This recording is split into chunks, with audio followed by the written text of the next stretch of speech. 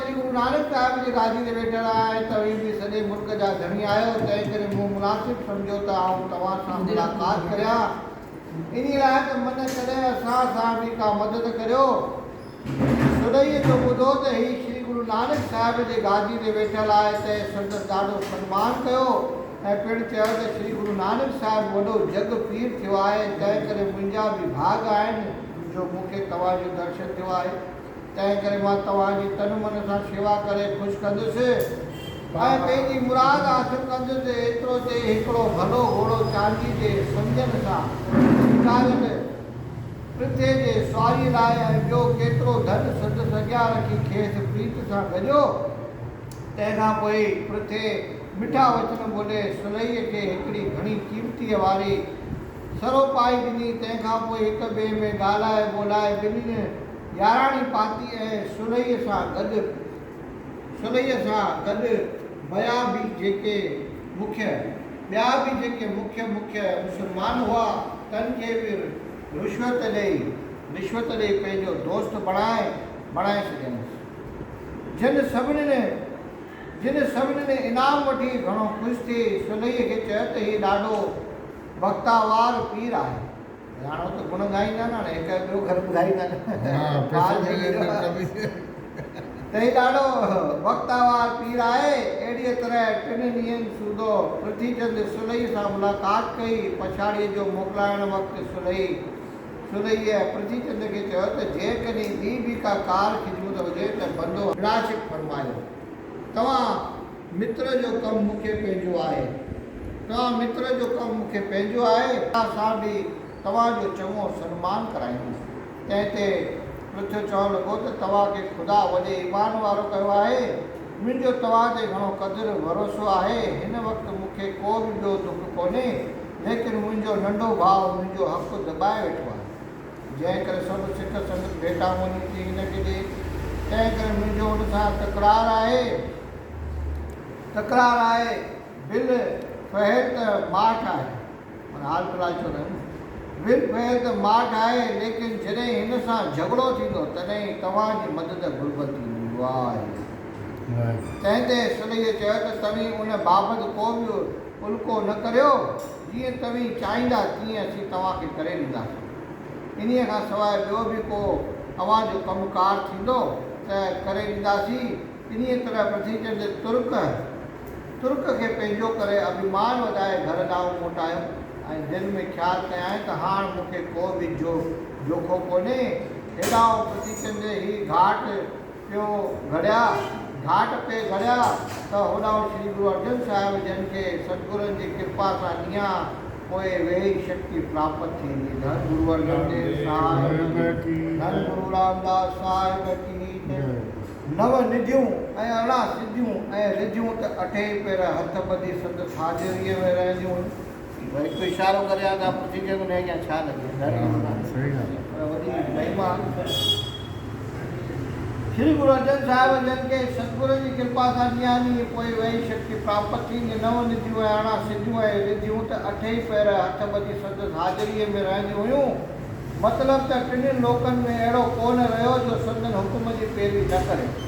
ब्रह्मा विष्णु राजा इंद्र अथवा ॿिया बि सभई देवताऊं संदन आज्ञा अनुसार वर्तण लॻा।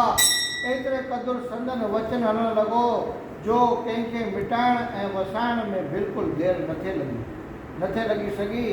एतिरी सामर्थ्य का लिकण जी न हुई जा पोइ अनेक सबबनि करे हाज़िर थियणु लॻी। धन गुरु अर्जन देव साहिब की जय। माने जी जे आशीर्वाद ॾियनि पिया सखी संगत खे, भई वरदान ॾियनि पिया त आख़िर उहा शक्ति प्रकट थियण पई लॻे न, लिकंदी कीअं वॾी शक्ति। जंहिं करे जेके परे परे जा संगतियूं ईंदियूं हुयूं से श्री गुरु अर्जन देव जन जो दर्शन करे भेटाऊं रखी मन वांछित फल पाए हलिया वेंदा हुआ। इन्हीअ सबबु श्री गुरु अर्जन साहिब देश विदेश में मशहूरु थी विया त गुरु जन जो नंढो पुटु गादी नशीब थियो आहे, जंहिंमें सतगुरु नानक देव जन जी साक्षात ज़ाहिर जोत पई चिमके ऐं संदन नालो श्री गुरु अर्जन देव आहे। धन गुरु नानक साहिब की जय।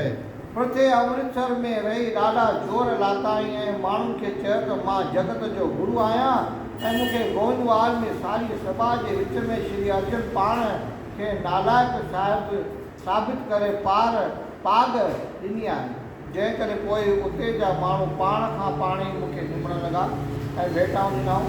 तंहिं करे तव्हांखे घुरिजे त तव्हीं मूंखे पूॼो, मनवांछित फल पायो। प्रथे जा अहिड़ा उपदेश ॿुधी कंहिं बि माण्हूअ खेसि गुरू करे न ॼातो, बल्कि कंहिं बि कॾहिं हिन जे अॻियां कंध न निवायो। उटलो खेसि गुरूअ जो निंदक करे ॼाताऊं, जंहिं करे उहो ॾाढो व्याकुल गुज़ारण लॻो। सतनाम श्री वाहिगुरु।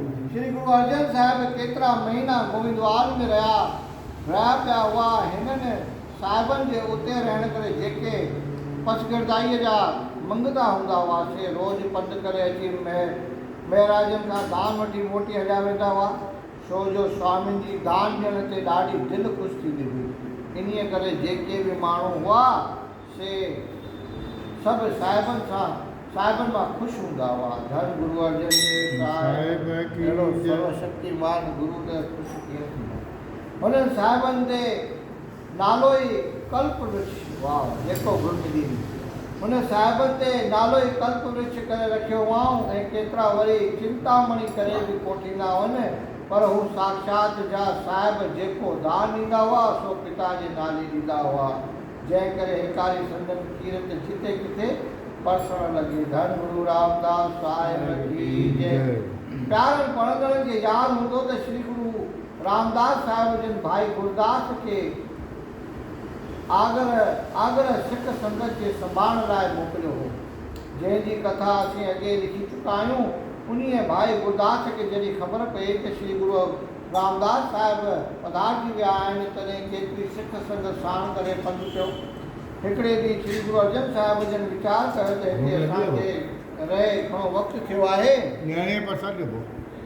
हिकिड़े ॾींहुं श्री गुरु अर्जन साहिब जन वीचार कयो त हिते असांखे रहे घणो वक़्तु थियो आहे ऐं सतगुरुनि जी आज्ञा आहे अमृतसर खे असांजो शरीर करे ॼाणजो। धन गुरु रामदास साहिब की जय। सतगुरुनि जी आज्ञा आहे अमृतसर खे असांजो शरीर करे ॼाणजो। ऐं ॿियो त हिते नानाणनि जो परिवार रहे थो ऐं असां वटि त रोज़ संगतियूं पई अचनि, जंहिं करे वीचारनि नानाणनि खे बि तकलीफ़ थींदी हुई। तंहिं करे शाल हू सदाईं वधंदा ऐं विझंदा आहिनि। असांखे हली पंहिंजो पिता जे आस्थान ते रहणु घुरिजे। इहो वीचारे स्वामिनि बाबे मोहन ऐं बाबे मोरी चंद खे नमस्कार करे चयो त मूंखे पिता जी आज्ञा मूजिबि श्री अमृतसर जो कमु ठहिराइणो आहे, तंहिं करे हाणे आउं होॾां वञी कमु शुरू कराईंदुसि। इन्हीअ तरह मामनि ऐं ॿियनि अजीजनि खां मोकिलाए सारी संगत समेत गोविंदवाल मां रवाना थिया। वाट में हिकिड़ी राति रही ॿिए ॾींहुं गुरुदास चक में पहुता। पिता जे स्थान ते मथो टेके पंहिंजे घर में पेरे पाताऊं। सतगुरुनि जे अचण करे सारीअ अमृतसर में वाधायूं वरी वयूं ऐं रोज़ सुबुह सांझीअ साहिबनि वटि माण्हू पिया ईंदा वेंदा हुआ। भाई गुरदास आगरे जी सिख संगत साण करे भॼन भाव कंदो आख़िर सुख सां अची ब्यास नदीअ ते पहुतो, पर उन्हीअ वक़्तु उते नका हुई ॿेड़ी बीठल ऐं नको को रहण जो सहज ऐं दरिया जो पाणी बि बिल्कुलु चढ़ियल हो। तंहिं करे सभई लाचार थी किनारे ते बीही निहारण लॻा। दिलि में ख़्यालु कयाऊं त ॿेड़ियूं बि सुबुह धारी मसे ईंदियूं, तंहिं करे जे हिते था राति गुज़ारियूं त सभु शइ वस्तुअ जी ओखाई थींदी ऐं पिणु संगत खे हलाकी थींदी। अञा भाई गुरदास इहे वेठे वीचार कया त मंझाउं हिकिड़े सिख जंहिं नदीअ जे किनारे ते परियां बीठे ॾियारियो ते हिननि अखरनि में गुरु वाणी पढ़ी। सतनाम श्री वाहिगुरु। गुरु का वचन बसे जिय नाल, जल नहीं जल नहीं डोबे, तस्कर नहीं लेवे, भाए न सके जाल। एतिरो ॿुधी भाई गुरदास हृदय में वीचारणु लॻो त सतगुरु समर्थ असांखे सम्झाए रहिया आहिनि त अवी ॿुधंदा कीअं न ऐं गुरु आसरे चढ़ी पार पवंदा। भाई गुरदास अहिड़ो आसरो धारे सारी संगत खे सम्झाइणु लॻो त असीं लोक बिल्कुलु मूर्ख आहियूं। असां में एतिरी बि बूझ कान्हे जो इहो सम्झी सघूं त सतगुरनि जो शब्द संसार सागर मां बि पार थो करे। सतनाम श्री वाहिगुरु। वाह वाह संसार सागर मां बि पार थो करे सो एतिरे नंढड़े दरिया मां कीअं न पार कंदो। तंहिं करे प्यारा जे उन्हीअ खे जे उन्ही जे भरोसे लंघे पओ दरिया में त पाणी तारे पार कंदो। धन गुरु नानक साहिब की। एतिरो थी भाई गुरदास पहिरीं सतनाम जो मंत्र उचारे दरिया में घिरी पियो त पाणी गोॾे जेॾो ॾिसण में आयो। तंहिंखां पोइ सारी संगत सतनाम जो उचारण करे भाई गुरदास में जे पुठियां लंघे पई पाणीअ में सारो दरियाओ तरी विया। सतनाम श्री धन गुरु नानक सतनाम वाहिगुरु धन गुरु नानक। पुठियां लंघे पई पाणीअ में सारो दरियाओ तरी विया त कंहिंखे चेल जेॾो पाणी में न थियो। धन गुरु नानक मतिलबु त हिननि सां वाहिगुरु हमराह थी हर हिक खे बाह खां झले पार कयो। धन गुरु नानक धन गुरु नानक। असां हिन सागर में त पार थियो हिन महासागर में त पार थियो नालो त वठूं पोइ उहो त पाणी आहे। आख़िर खेर सां पाणीअ मां निकिरी धन गुरु नानक धन गुरु धन गुरु धन गुरु उचारींदा गोविंदवाल में आया। ईअं कंदे परियां नज़र पियनि त को छोकिरा वेठा रांदि कनि करे पाण बि वधी अॻियां आया त हिननि छोकिरनि रांदि कंदे जेकॾहिं का बि ॻाल्हि कई त ईअं पिए चयो त जीअं सतगुरुनि खे वणंदो तीअं थींदो। भाई गुरदास बालकनि जा अहिड़ा वचन ॿुधी मन में वीचार कयो त गुरूअ जो भाणो सचपच हिननि बालकनि सम्झो आहे। तंहिं करे ही बालक गुरूअ जो रूप आहिनि जे अहिड़ा बेमिसाल वाक था ॿोलनि। तंहिं करे भाई गुरदास ॿई हथ जोड़े हिननि छोकिरनि खे चयो त तव्हीं धन आहियो ऐं धन तव्हांजी सम्झ आहे। जंहिंमहिल माण्हूअ जे अंदर में भक्ति भाव पैदा थींदो आहे न तंहिंमहिल पूरे निस्वार्थ भाव सां कोई मतिलबु न संसार जो तंहिंमहिल इशारा पंहिंजो पाण ई मिलंदा था त संसार गुरू कंहिंजे न कंहिंजे मुख मां चवाईंदो आहे उहो माण्हू खे उहो ई ऑटोमेटिक उहा संगत उहो ई माहौल मिलंदो ईंदो आहे। ॾाढी वॾी महिमा अथई। भॻवान जी भक्ति करण लाइ माण्हू छा कंदो आहे अगरबत्ती ॿारींदो आहे ॾीओ ॿारींदो आहे धूप दीप ॿारींदो आहे गुल चाढ़ींदो आहे। असां कीअं कंदा आहियूं भॻवान जी भक्ति ईअं ई कंदा आहियूं। पर हो चए पियो अगरि भॻवान जी भक्ति सही में बि तव्हांखे पाइणी आहे त गुरूअ जे दर ते सेवा कयो। हुते ॿुहारी पायो हुते चंपलियूं उघो हुते फर्श उघो हुते पाणी भरियो।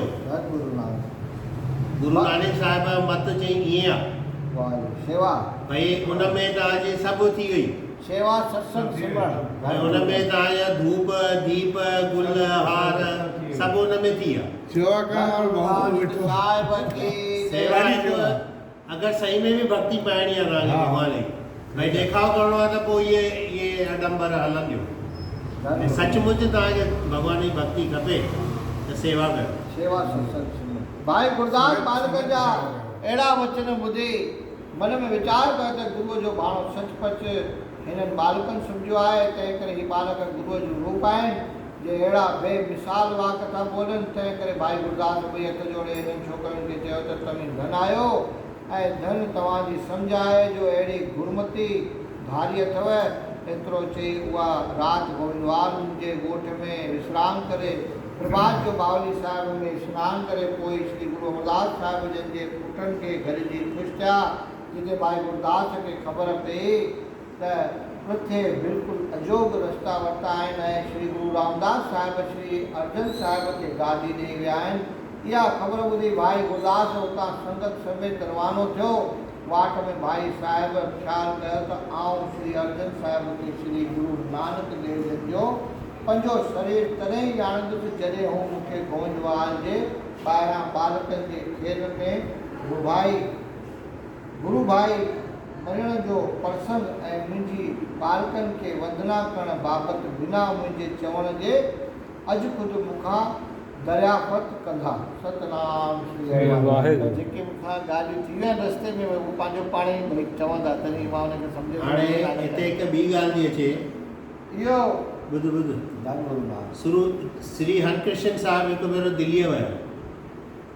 हुननि जी बालका अवस्था हुई हिकदमि नंढा 8 साले जो अलाए 12 साले जो हुयो। नंढा ॿार हुया 8हीं पातशाही जेको हो न हरकृष्ण साहिब उहे ॿार हुया नंढा ईअं 8 साले। हा त हुते राजा मान सिंह हुयो राजपूत जेको सतगुरनि सां गॾु ई रहंदा हुआ। पोइ उहे उनखे दर्शन करणु आयो मानसिंह दर्शन करे गुरु हरकृष्ण साहिब खे ॾिसी ख़ुशि थी वियो भई भले उनजी उमिरि नंढी आहे पर उनजी जेका जोत आहे न उहा ई आहे भई जेका सतगुरनि जी पहिरीं हुई न उहा ई आहे भई उन प्रकाश जेको तेज आहे उहो ई आहे। घर अची करे घरवारीअ सां ॻाल्हि कंदो आहे भई हीअं हीअं मां अॼु ॾिसी आयुमि दर्शन करे आयो। घरवारी चवंदी त पोइ सतगुरनि खे घर छो नथा वठी अचो भई सतगुरनि खे घर वठी अचो न। मानसिंह वेंदो आहे गुरु हरकृष्ण साहिब खे मनायो भई तव्हां असांजे घर हलो पेर घुमायो। सतगुरु राज़ी थी वेंदा आहिनि भई ठीकु आहे हलंदासीं। हिन हुन माईअ छा कयईं अगरि ॿारु आहे इहो नंढो ॿारु आहे भई हिन में अजमत गुरूअ जी आहे की न ॾिसण लाइ हिन में सही में बि उहा शक्ति आहे की न। हुन छा कयईं उन जूं बानियूं हुयूं 40-50 सभिनी खे हिकु जहिड़ी ड्रेस पाराई ऐं पाण बि उहा ई ड्रेस पाए करे उन 50 जे में बीह पंहिंजे मुड़ुस खे सम्झाए छॾियईं भई तूं पुछजांइ भई हिन में राणी कहिड़ी आहे। जीअं गुरु सतगुरु अंदरि लॻिया गुरु हरकृष्ण साहिब त हे लाइन सां सभु बीठी हुयूं त उहो हथ जोड़े अर्ज़ु करेसि थो भई साईं हिन में मुंहिंजी घरवारी कहिड़ी आहे। हरकृष्ण साहिब जा पाण ॼाण हरकृष्ण साहिब जे हथ में हिकु छड़ी हूंदी हुई लकड़ी जीअं इंस्पेक्टर खणी घुमंदो आहे न ईअं हिकु छड़ी हूंदी आहे। उहो हर कंहिंजे मथे ते रखी करे चए पियो भई हीअ कान्हे ईअं कंदे कंदे हुनजे मथां रखियईं भई हीअ राणी आहे। राणी हथ जोड़े करे पेरनि ते पेरे पयसि थी त हरकृष्ण साहिब हुनखे हिकु उपदेश था ॾियनि भई तूं कंहिंजे भागनि जे करे अची राणी थी आहे भई तुंहिंजा के अॻिले जन्म जा भाग जाॻिया आहिनि जंहिंजे करे तूं हिन जन्म में राणी अची थी आहे। भई तूं परीक्षा वठण थी चाहे असांजी परीक्षा वठण जे करे वरी तोखे हिन दासियुनि में ई रहणो आहे छा भई वरी तोखे हिन दासी थियणो आहे छा दासी जी ड्रेस पाती थी हा उहो सम्झी वई पेरनि ते किरी माफ़ी थी भई सतगुरु असांखे माफ़ु कर चई तूं सही में बि मुंहिंजी परीक्षा पई वठणु चाहीं न गुरूअ जी परीक्षा कॾहिं न वठिजे। सभिनी खां वॾो में वॾो सुवालु इहो आहे असां कीअं कुझु ॾिसंदा आहियूं न अयोग भई यार हे गुरू ईअं थो करे यार हिनखे ठहे थो असांजे मन में भावना अची वेंदी आहे। बालकनि जे खेल में गुरबाई मञण जो प्रसंग ऐं मुंहिंजी बालकनि खे वंदना करण बाबति बिना मुंहिंजे चवण जे अॼु ख़ुदि मूंखां दरियाफ़त कंदा इहो मनोरथ दिलि में रखी हिकिड़ी राति रस्ते ते काटे ॿिए राति जो श्री अमृतसर में पहुता। राति जो शहर जे ॿाहिरां ई डेरो करे सुबुह जो उथी सभिनीनि सनानु पाणी कयो पोइ नाना प्रकारनि जूं मुकुट सुखड़ियूं खणी जिते श्री गुरु अर्जन साहिब विराजमान हुआ उते अची फेरे पिया ऐं भेटाऊं अर्पण करे दर्शन पाए प्रसन्न थिया। कृपाल सतगुरुनि हिननि जो प्रेम ॾिसी सभिनीनि ते ख़ुशी कई ऐं सभिनीनि खे वेहण लाइ आज्ञा ॾिनी। पोइ वचन विलास कंदे साहिबनि भाई गुरदास खां पुछियो त भाई साहिब सच ॿुधाइजो त गोविंदवाल में जिते घणनि बालकनि गॾिजी बीठे रांदि कई ऐं तव्हां उन्हनि सभिनीनि खे अची प्रणाम कयो सो कहिड़ो श्रेष्ठ ज्ञान मन में धारियो इहो कमु कयुव। एतिरो ॿुधंदे भाई गुरदास साहिबनि जी उस्तति करे चवणु लॻो त तव्हीं साक्षात सतगुरु नानक देव जन जो शरीर आहियो ऐं तव्हांजे चरणनि में वॾी जोत आहे। धन गुरु नानक साहिब की तव्हीं सभिनीनि घटनि जा ॼाणहार समर्थ बालक आहियो। मां बालकनि जो वृतांत तव्हांखे कहिड़ो वेही ॿुधायां जो तव्हां साहिबनि मुंहिंजी ऐं उन्हनि जी वार्ता खे अॼु ख़ुदि हिते पुरोड़े वरितो आहे। मूं उन्हनि बालकनि खे वाहिगुरूअ ते भरोसो ॾिसी खेनि संत ऐं गुरमुख ऐं गुरूअ जो रूप ॼाणी उत्तम मतवान सम्झी करे मथो टेकियो। एतिरो ॿुधी श्री गुरु अर्जन साहिब भाई साहिब ते ॾाढो प्रसन्न थिया ऐं फरमायो त भाई सिखा तूं धन आई सतगुरनि जी कृपा सां तोखे गुरुमत प्राप्त थी आहे ऐं तूं प्रेम सहित मुंहिंजो जाप जपींदो आहीं ऐं तुंहिंजो गुरनि जे हिकिड़े हिकिड़े अखर ते पूर्ण भरोसो आहे ऐं तो मूंखे करण कराइण हार सम्झो आहे सो तोखे को बि विघ्न लॻी न सघंदो। तुंहिंजी अहिड़ी भावना जे करे मूंखे तो में बि वॾो भरोसो आहे। तंहिं करे हे मुंहिंजा प्यारा, तूं सदाई मूं वटि रहो ऐं हिते जेको लिखण पढ़ण जो कमु आहे सो सभु तूं संभालींदो रहो। तुंहिंजी सिख संगत संभालण लाइ असीं ॿियो बसंत मुक़ररु करे मोकिलींदासीं। तंहिं करे तूं निर्संशय असां वटि रहो। एतिरो ॿुधी भाई गुरदास हथ जोड़े वेनती कई त हे दीन दयाल, जीअं तव्हांजी आज्ञा आहे मां बि तीअं करण लाइ हाज़िर आहियां, पर कृपा करे मूंखे थोरी रजा ॾियो त गोविंदवाल मां थी अचां। तंहिं ते सतगुरनि खे चयो त तूं वञ गिलाचक, पर मोटी बिल्कुलु जल्द अचिजांइ। इहा आज्ञा पाए भाई गुरदास गोविंदवाल जे रवानो थियो, पर उते घणो कमु सबबु रही पियो ऐं खेसि मोटी अचण में बिल्कुलु देरि लॻी। धन गुरु नानक साहिब की जय। धन गुरु अमरदास साहिब की